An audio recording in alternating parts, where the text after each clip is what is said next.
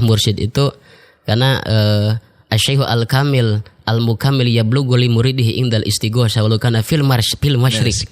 Syekh Mursyid ketika kita robita meskipun Syekh Mursyid ada di masyriq kita di maghrib, maka dengan kontaknya dengan dikir hobi kita, ruhaniyah kita, robita terhadap Syekh Mursyid, maka Syekh Mursyid akan hadir. Itulah luar biasanya seorang guru ruh yang merangkul muridnya, mengarahkan muridnya, membimbing muridnya sampai dengan seperti itu.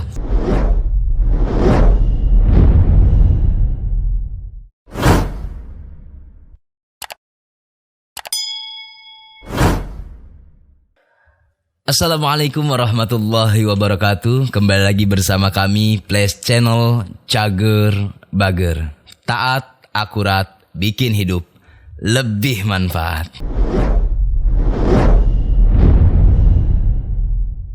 Alhamdulillah, pada kesempatan kali ini kami masih bisa berkarya atas dukungan semua pemirsa di rumah dan untuk membantu kami tetap bisa syiar di media. Tolong bantu subscribe, like, comment, and share. Karena subscribe gratis. Dan untuk kesempatan kali ini, alhamdulillah Place Channel Cager Bager bisa mendatangkan salah satu bintang tamu atau narasumber yang alhamdulillah hadir dari kota Tasikmalaya. Beliau salah satu qori juga. Langsung kita sambut untuk Ustadz Abdul Fattah Zakaria. Assalamualaikum warahmatullahi wabarakatuh, Ustadz. Waalaikumsalam warahmatullahi wabarakatuh. Alhamdulillahirabbil alamin. Sehat, Ustadz? Alhamdulillah sehat walafiat. Terima kasih atas waktu yang sudah diberikan kepada Place Channel dari Ustadz yang secara kita semua tahu jadwal beliau karena beliau adalah salah satu qori di Thariqah Qadiriyah Naqsabandiyah Madsuriyalaya yang alhamdulillah jam terbangnya sudah tidak diragukan lagi. Beliau hari ini bisa hadir di Place Channel ini sangat luar biasa, alhamdulillah. Alhamdulillah. Ustadz, untuk aktivitas sekarang masih sibuk dengan jadwal berarti ya? Jalan sana ke sini. Alhamdulillah, untuk aktivitas lebih ke manakib sih, alhamdulillah. Alhamdulillahirabbil alamin. Pada saat ini sambil ikhtiar untuk mencari pekerjaan. Untuk mencari pekerjaan. Pekerjaan sambil ikhtiar. Nah, ada yang menarik dari salah satu cerita Ustadz Fattah ini, perlu pemirsa ketahui bahwa saya juga ingin tahu sebelum beliau masuk ke ranah ikut mengamalkan dan melestarikan la ilaha illallah di dalam Thariqah Qadiriyah Naqsabandiyah Madsuriyalaya. Saya penasaran ini, Ustaz. Sebelumnya antum mondok di mana? Tiba-tiba bisa nyasar atau bagaimana ke Jakarta? Apakah sedang jalan-jalan atau memang diniatkan dari kampung hijrah ke Jakarta atau untuk memperbaiki ekonomi atau hidup atau bagaimana, Ustaz? Alhamdulillah ya, Kiai ya, tahadus binikmah. Jadi perjalanan saya pribadi awal mondok pesantren itu dari mulai keluar SD ya, keluar SD. Nah, keluar SD dulu mondok di pesantren Miftahul Huda Manonjaya. Wah, Apandi. Sampai mondok di Salap itu sampai tahun 2001 ya. Kemudian dari keluar SD itu sekitar tahun hampir 93 kali ya. 93 sampai 2001. Sampai 2001. Kemudian lanjut lagi mondok di Awipari. Ya, di Awipari Al Mubarok. Al Mubarok di pesantren Qiraat sampai 2006. Oh, berarti antum sebagai qori ini memang khusus masuk ke pondok, salah satu pondok Qiraat. Betul, itu terakhir Awipari. Terakhir pendidikan pesantren saya di Awipari. Di Awipari. Alhamdulillah terus binikmah. Meskipun sedikit ilmunya, tapi alhamdulillah berkah, barokah doa guru. Nah, itu dari 2001 lulus dari pesantren langsung ke Jakarta atau ke kota lain dulu atau bagaimana perjalanan? Perjalanan saya itu emang luar biasa ya, karena saya pribadi emang tergoda sama teman-teman waktu di pesantren itu Banyak teman-teman itu dari pesantren tergodanya dengan pekerjaan. Perantau. Nah, maka saya itu tahun 2007 saya itu merantau ke Kediri. Ke Kediri, Jawa Timur. Nah, disitulah diajak temen, ajak rekan-rekan. Di situ kita mencoba jualan es campur. Jualan es campur. Itu teman-teman santri semua? Bukan, teman sekelas dulu. Teman sekelas SD. Bertemu lagi, kemudian saya mencoba untuk mengikuti sampai kapan nih saya ikuti nih perjuangan di dalam perantauan itu. Nah, kemudian awal-awalnya membuat saya pulang kampung itu. Jadi ketika lagi jualan es campur itu lagi musim hujan deras. Sehingga gerobak itu kayak muter bang tuh, kena badai. Makanya juga, kata saya. Keliling, dagangnya keliling atau mangkal? Jadi kebetulan saya itu di Kediri itu saya mangkal di stasiun TV Doho TV. Stasiun. Persis di depannya itu. Di situ setahun sekitar setahunan. Sekitar setahun itu pokoknya pas posisi musim hujan. Ya, musim hujan. Pulang ke Tasik. Pokoknya banjir lah, musim banjir, jualan es pada musim banjir itu kan luar biasa. Pokoknya menghasilkan. Iya. Akhirnya saya ambil keputusan bikin gerobak sekitar 2 juta. Saya jual gerobak sekitar 200.000. Saya pulang kampung. Sisa uang itu kalau gak salah berapa? 80.000 buat ongkos kereta itu. 80.000 buat ongkos kereta. Untung tahun dulu masih murah ya berarti ya. Balik ke kampung, kemudian saya merantau lagi. Merantaunya ke daerah Tanah Abang. Saya ikut sama teman-teman, ikut supir angkot. Pertama ikut dulu, belum bisa nyupir dulu. Itu 2008 itu ya. 2008. Nah itu ikut udah bisa lancar, baru narik. Ikut pertama nembak dulu. Jadi supir tembak. Dulu. Alhamdulillah. Nah, dari situlah masalah kalau saya bayangkan sampai saat ini, ketika perjalanan saya sampai waktu itu saya sampai tidur juga di trotoar gitu ya, luar biasa. Waktu jadi supir angkot itu. Supir itu. Berhenti jadi sopir angkot. Gara-garanya apa? Ada masalah atau bagaimana? Kalau kita dibilang masalah, emang ya namanya jalanan masalah banyak, sangat banyak. Cuman masalah itu lebih ke temen, lebih ke temen. Jadi waktu itu ya banyak kasus temen itu di luar sana. Sehingga kita dalam satu dalam satu rumah, istilahnya udah dalam satu keluarga ya, dalam satu ikatan keluarga, meskipun teman beda tidak ada ikatan saudara, cuman kita udah merasa saudara. Nah, dari situlah kita merasa terbebani dengan adanya kasus teman itu, merasa terbebani. Akhirnya saya pelan-pelan mundur. Akhirnya saya menyendiri, mencoba untuk mencari pekerjaan yang lain. Berarti kalau kata lagu mah aku mundur alon gitu ya. Lalu nah setelah dari sopir angkot, perjalanan ini kan perjalanan lumayan lama ya. Mondok di Miftahul Huda sampai ke Awipari, lalu ke Kediri, Tanah Abang. Ini bisa dipertemukan dengan ajaran yang sangat mulia, yang dimursyidi, yang digurui, yang dibimbing oleh salah seorang mursyid Thariqah Qadiriyah Naqsyabandiyah Pangersa Abah Awas. Ceritanya bagaimana Ustaz? Wah, selalu luar biasa ya. Bagi saya pribadi sangat tertarik dengan Thariqah ini. Perjalanan ruhani saya sekitar tahun 2015 kebetulan saya wasilah saya masuk Thariqah itu dari Kiai Roni. Kebetulan yang di depan saya nih. Ini subhanallah nih. Ini subhanallah. Ceritanya memang tidak bisa seperti sinetron. Inilah Flash Channel, taat, akurat, bikin hidup lebih manfaat. Jadi gak ada yang dibuat-buat, akurat ceritanya total. Lanjut. Maka luar biasa. Sampai sekarang itu masya Allah luar biasa. Jadi rasa. Karena saya ngerasakan ya ilmu rasa. Yang saya dapatkan ini tentang ruhani adalah ilmu rasa. Jadi setelah mendapat talqin, maklum saya pribadi kan emang belum begitu yakin lebih jauh tentang Thariqah ini, sebatas ke dalamnya itu belum begitu paham. Nah kemudian 2016 saya mulai berpikir, saya sudah punya rasa, tetapi saya belum sampai real, saya sampai tahu dengan sebetulnya dengan rasa ini. Contoh seperti apa? Jadi saya harus sampai tahu dalil-dalilnya gitu. Ternyata alhamdulillah saya dipertemukan dengan Ikhwan. Kebetulan Ikhwan itu beliau itu mempunyai kitab-kitabnya. Kitab-kitabnya kebetulan bukan bisa disebutkan namanya, nggak apa-apa, disebutkan bukan namanya. saya pribadi bisa, tapi saya sedikit-sedikit agak hafal gitu. Siapa Meskipun Ikhwannya agak buram. namanya? Ikhwannya namanya siapa? Sebutkan, nggak apa-apa.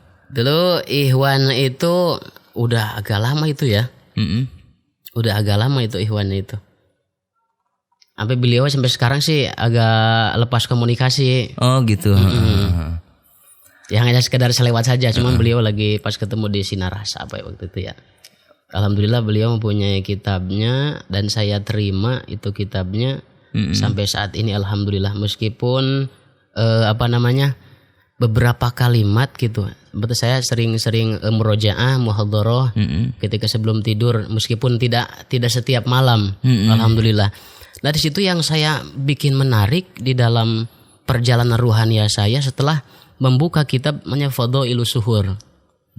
Maka alhamdulillah masya luar biasa. Ini perlu diketahui oleh para pemirsa di rumah, kitab Fadhailus Suhur yang tadi disebut oleh Ustadz Fatah ini adalah musonifnya tiada lain mursyid kita sendiri, Syekh Muhammad Abdul Ghawwas Saifullah Maslul ya Ustadz. Masya Allah.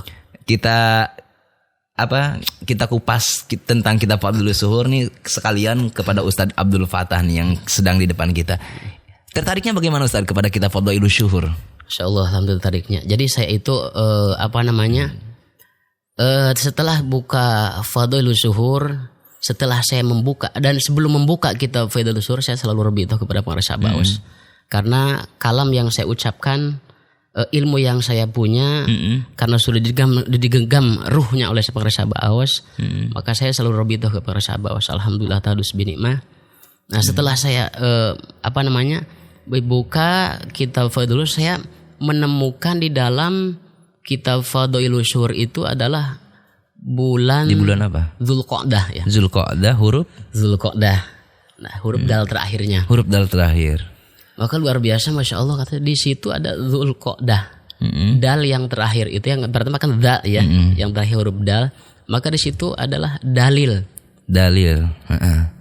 Maka Syekh Ahmad itu kalau tidak salah, mohon nanti koreksi, kalau tidak salah Syekh Ahmad bin Muhammad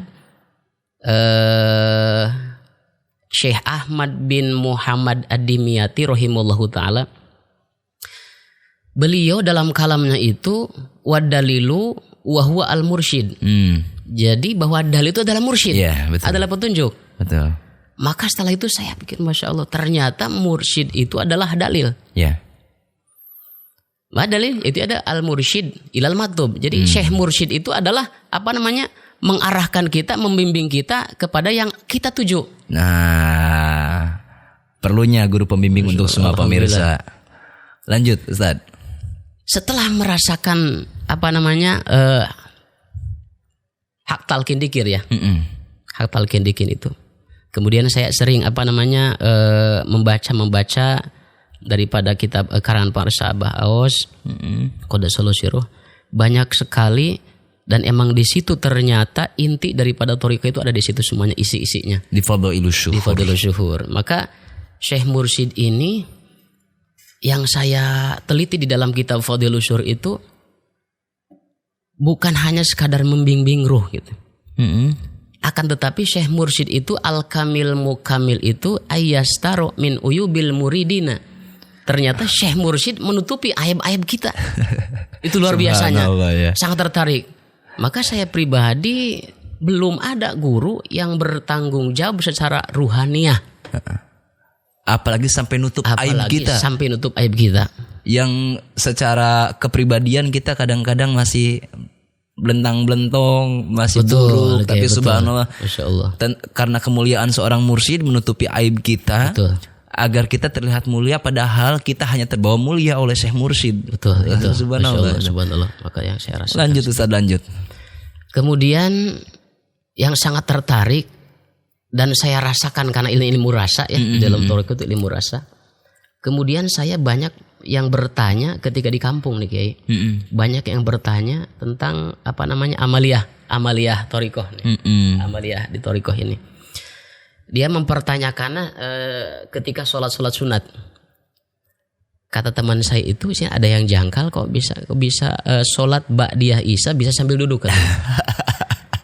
Ini pertanyaan umum yang kadang memang kalau seandainya baru ngelihat ikhwan akhwat thariqah Qadiriyah Naqsyabandiyah Mansuriyah ba'da sholat Isya ini duduk gitu. Betul.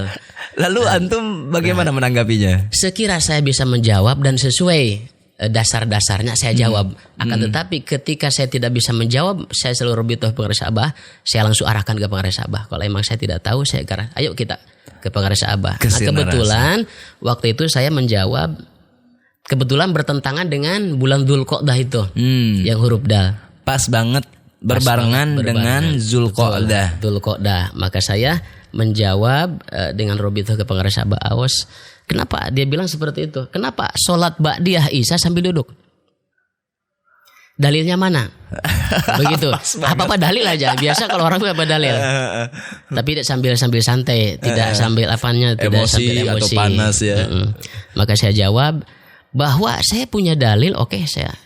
Bahwa dalilnya sholat ba'diyah Isya sambil duduk itu dalilnya adalah Syekh Mursyid. Kok bisa? Gitu. Nah, saya sekarang mau berbalik tanya. Saya kembali tanya bahwa Syekh Mursyid itu adalah guru ruh yang bisa membimbing perjalanan ruhaniyah sampai ke hadirat Allah Subhanahu wa taala. Kemudian saya jawab seperti ini. Saya nanya kepada antum. Dari mana sampean bisa tahu doa makan? Doa sebelum makan, doa setelah makan. Terus doa masuk jamban dan doa setelah masuk jamban. Jawab dia, ada guru saya. Seperti itu. Maka dalilnya adalah guru. Dalilnya adalah Syekh Mursyid. Seperti itu. Oh, seperti itu. Itu pas banget berbarengan dengan Dzulqa'dah gitu ya. Yang terakhir. Subhanallah. Maka perjalanan luar biasa Kiai. Alhamdulillah yang sedarakan ruhaninya itu luar biasa. Lebih ke ruhaniyahnya. Lebih terurus ya bahwa Syekh Mursyid ini betul. Bukan hanya ngatur hidup kita tapi ngurus hidup kita juga. Bukan hanya ngisi kantong kita tapi ngurus kantong kita juga ternyata. Ustaz, Masya Allah nih Syekh Mursyid ini kemuliaannya subhanallah. Masya Allah, luar biasa nih. Nah, selama berguru kepada Pengarisa Abah Aos, ini kan amaliyah yang diamalkan kan tidak sedikit ya, kita tahu sendiri ya. Subhanallah, begitu sempurna, begitu perfect seorang mursyid meracik ajaran untuk kita sebagai murid agar kita bisa mengemas ajaran ini bisa menjadi pribadi yang lebih baik lagi untuk dunia wal akhirah. Ada nggak tantangan untuk mengamalkan, Ustaz? Masya Allah ya, luar biasa ya. Kalau untuk tantangan untuk pribadi ini apa dari luar nih? Nah, dari pribadi kah, dari luar kah, itu tantangannya bagaimana? Kalau untuk tantangan dari luar sempat seperti kemarin saya pulang kampung itu, pulang ke rumah itu, pulang ke rumah itu. Kebetulan dari milad dari Pengarisa, pulang kampung ke Pengarisa Abah, milad Pengarisa Abah, lalu saya mampir ke mertua berapa hari. Nah, ada ustadz sekitar menanyakan tentang thariqah. Apa sebabnya ustadz bisa terjun ke dalam thariqah gitu. Pertanyaan seperti itu. Boleh. Alhamdulillah. Saya jawab, di dalam thariqah adalah ilmu rasa, kata saya. Ilmu rasa. Dan kemudian dia bertanya, apa yang lebih dirasakan ketika masuk thariqah? Yang bisa dirasakan ketika masuk thariqah itu bagi orang yang sudah merasakan menerima talqin dzikir, baru itu merasakan kenikmatannya. Seperti itu. Cuma saya timbal balik, kira-kira mau gak kita talqin? Belum dulu Ustaz, belum dulu gitu ya. Masih berat katanya, misalnya dia masih bimbing di umum. Masih berat katanya, ya silahkan itu. Yang penting kita sama-sama tidak saling untuk menyudutkan. Saling menghormati, saling menghargai ya, karena perbedaan itu bukan bukan untuk saling bermusuhan tapi untuk saling menghargai. Betul. Subhanallah. Dan satu lagi Ustaz. Betul. Saya tertarik dengan beberapa cerita-cerita ikhwan setelah berguru kepada Pengarisa Abah. Ada yang merasakan karomah, guru agung, kan banyak banget. Betul. Ada yang cerita tentang usahanya yang tadinya ambruk bisa jadi jaya kembali. Ada yang sakit hanya meminum air dari Pengarisa Abah langsung pulang. Betul. Ada yang mau operasi nggak jadi operasi. Ada nggak sih seorang Ustadz Fatah mendapatkan salah satu karomah guru yang mulia ada di dalam diri Ustadz Fatah. Insyaallah, alhamdulillah ya, tahadus bini mah ya. Iya. Saya tahadus bini karena yang real yang saya alami ini. Tentang karomah pengersa Abah yang saya alami dan menimpa saya pribadi yang saya dapatkan karomah dari pengersa Abah Aus itu Masya Allah sangat banyak. Di antaranya saya ketika manakib dicondet ya, saya itu kan biasa kalau sebelum berangkat berangkat manakib biasa saya ngopi dulu. Kopi hitam yang kental. Iya, tanpa diaduk. Tanpa diaduk tuh. Kopi hitam yang kental tanpa diaduk tuh. Apalin tuh buat Ustadz Fatah. Kalau sekarang kopi ABS tanpa diaduk. Siap.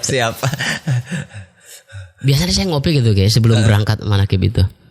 Nah, anehnya emang ya. Ketika saya itu kan sebelum berangkat saya ngerebus air tuh.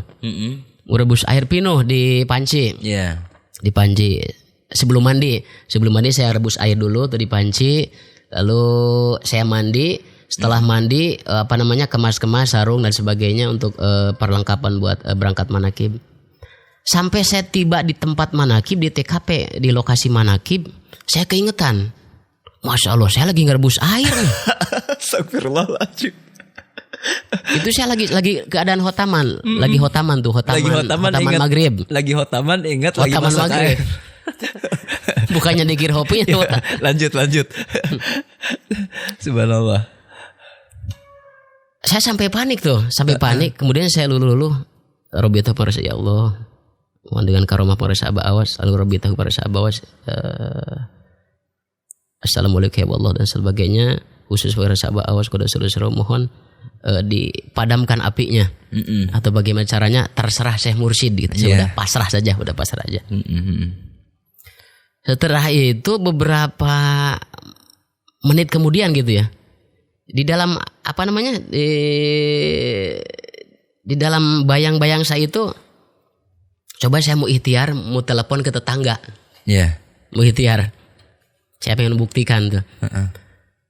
Saya telepon ke tetangga, pas kebetulan lagi aktif WA-nya, saya turun dulu ke bawah karena manakib kan di atas di tempat Ustadz Wardo itu. Ke bawah saya telepon. Assalamualaikum Pak, mohon maaf nih, di kontrakan saya di dapur saya tadi sebelum berangkat pengajian saya ngerebus air nih. Udah berapa jam kata saya, sekitar 2 jaman. Mohon maaf nih, tolong matiin. Pas begitu dia melihat, Kang itu airnya masih utuh, kompornya mati. Subhanallah. Itulah, itu yang real, itu bukan main-main, real yang saya alami itu karomah pengersa Abah Awas. Api padam karena hotaman, subhanallah ya, karena pengersa Abah. Saya sudah bercerita banyak ihwan tentang ini gitu. Karena saya luar biasa Syekh Mursyid itu karena Asy-Syaikh Al-Kamil Al-Mukammil yablughu li muridihi indal istighosah walau kana fil masyriq. Syekh Mursyid ketika kita robita, meskipun Syekh Mursyid ada di masyriq, kita di maghrib, maka dengan kontaknya, dengan dikir hobi kita, ruhaniyah kita, robita terhadap Syekh Mursyid, maka Syekh Mursyid akan hadir. Itulah luar biasanya seorang guru ruh yang merangkul muridnya, mengarahkan muridnya, membimbing muridnya sampai dengan seperti itu. Maka luar biasa, alhamdulillah, itu yang saya rasakan. Makanya banyak karomah-karomah pengersa Abah Awas Qaddas Sirah yang saya rasakan, yang saya dapatkan. Luar biasa, ta'adus binikmah. Selain cerita tentang air, ada lagi nggak karomah yang dirasakan oleh seorang Ustadz Fatah?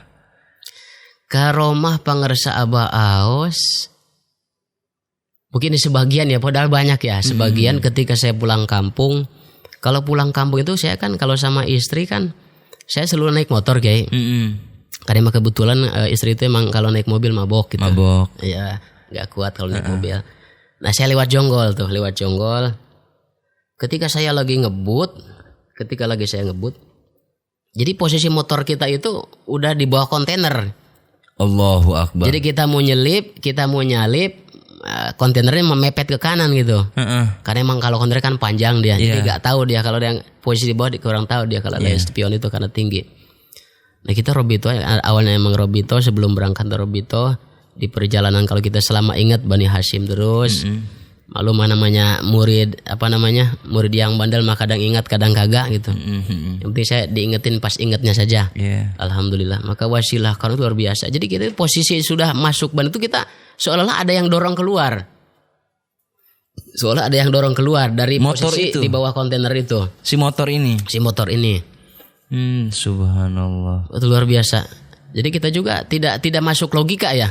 Kalau kita pakai logika tidak masuk logika. Ketika Syekh Mursyid seorang guru ruh yang memberi pertolongan terhadap muridnya tidak bisa pakai logika. Maka alhamdulillah yang saya rasakan seperti itu. Banyak sekali karomah-karomah pengerasa baos yang saya rasakan. Nah, untuk para pemirsa di rumah perlu diketahui untuk masalah karomah, jangan pernah melogikakan karomah dan jangan pernah mengkaromahkan logika.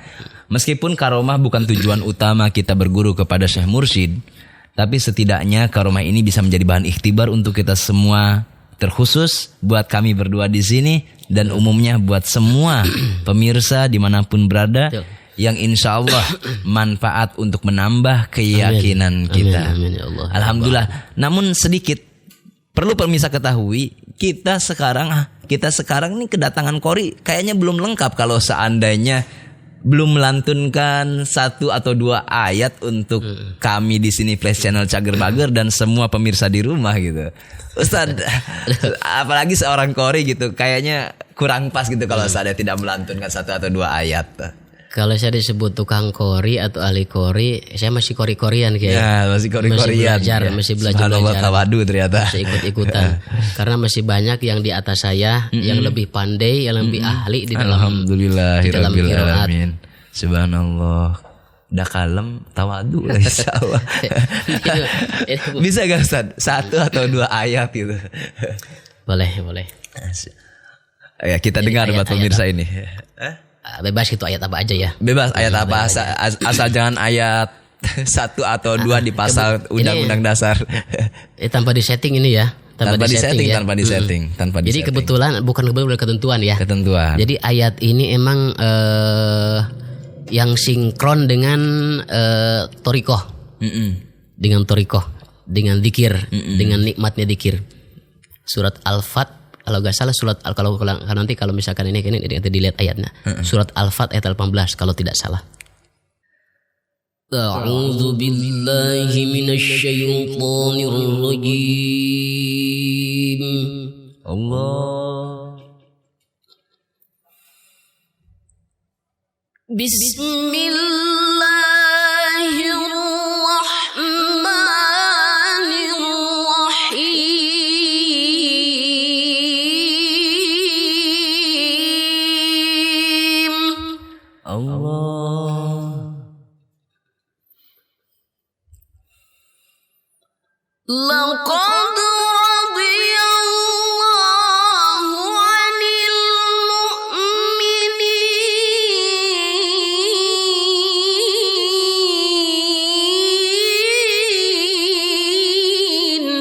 Allah.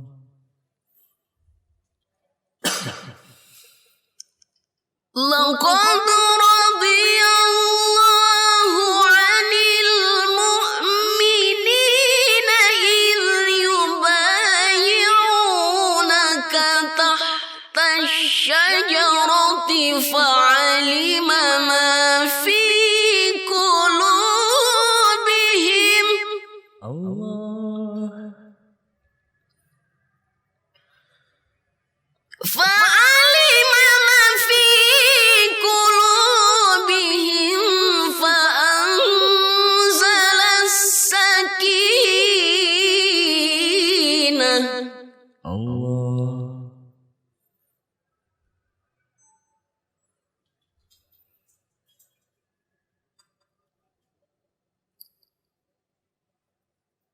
Laqad radiyallahu 'anil mu'minina idh yubayyi'unaka tahta asy-syajarati fa'alima ma fi qulubihim. Allah. فأنزل السكينة عليهم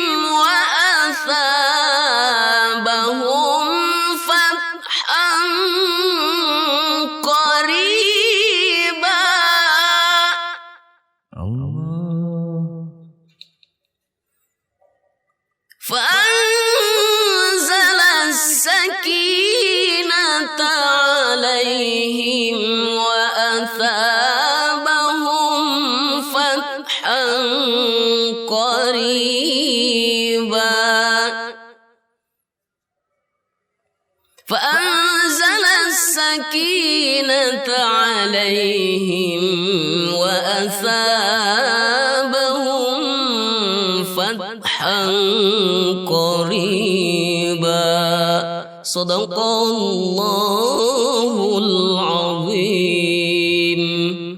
Alhamdulillahirrahmanirrahim. Ini tentang zikir yang diterangkan seperti tahta syajar. Betul. Tahta syajar.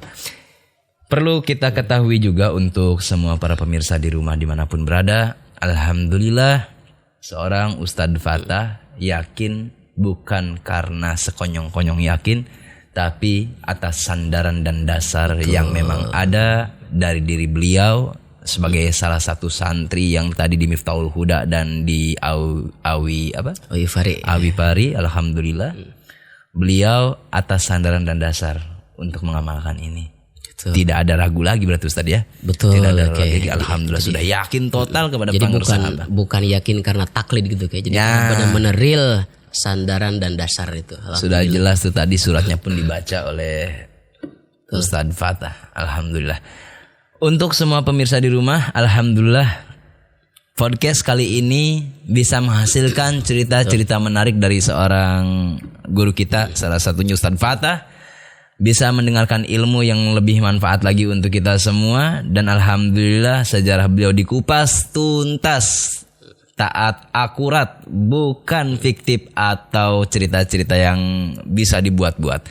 Semoga semua cerita yang diceritakan oleh Ustadz Fatah bisa menjadi bahan ikhtibar, bahan tarbiyah untuk kita semua, terkhusus buat saya dan Ustadz Fatah di sini dan umumnya buat semua para pemirsa di rumah, para pemirsa setia Flash Channel Cager Bager. Jangan lupa untuk mendukung channel kami tetap bisa syiar, subscribe, like, comment, and share. Insyaallah kami niatkan syiar, tidak ada maksud dan tujuan lain. Cukup sekian dari Flash Channel Cager Bager, taat, akurat, bikin hidup lebih manfaat. Amin. Assalamualaikum warahmatullahi wabarakatuh. Terima kasih Ustaz. Sama-sama Kiai. Masya Allah. Alhamdulillah. Alhamdulillah.